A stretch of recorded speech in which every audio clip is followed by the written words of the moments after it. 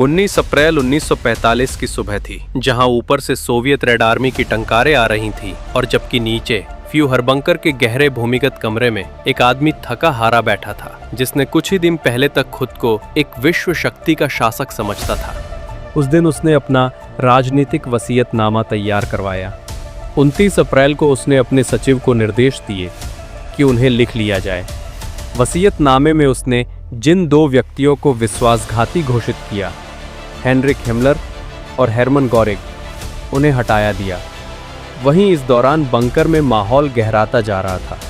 कम से कम 90 लोग, जिनमें थे सचिव, एक बाल निर्देशक, डॉक्टर, बंकर कर्मी और उनकी प्रिय साथी एवा ब्रॉन।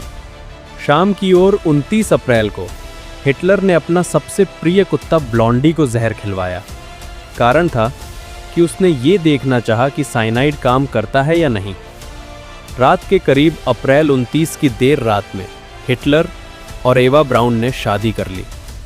ये बंकर में हुई एक बेहद निजी घटना थी, लेकिन प्रतीक थी कि अब समय बहुत घना हो चुका था। फिर आया 30 अप्रैल 1945 का दिन। बंकर के अंदर लगभग दोपहर 3:30 के आसपास ये आखिरी क्षण निश्चित हुआ। बाहर पुराने राजकाज से छूट चुके सैनिक और बमबारी की आवाज़ें थीं। अंदर वो आदमी, जिसे कभी फुहरर कहा जाता था, अपनी सीट से उठ खड़ा हुआ था। वहीं दूसरी ओर उसने अपने सहायकों को कहा कि अब ये समाप्त हुआ। कुछ मिनट बाद एक गनर शॉट की गूंज बंकर में सुनाई दी। हिटलर ने अपने जीवन को खत्म कर लिया। उसके बाद एवा ब्राउन ने साइनाइड ली।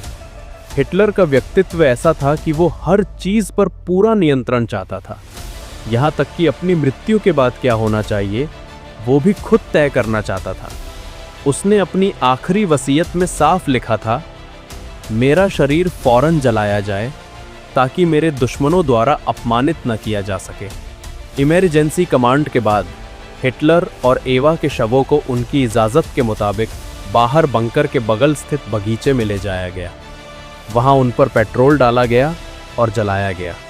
जैसे जैसे धुएं की लपटें उठीं, एक युग समाप्त हुआ।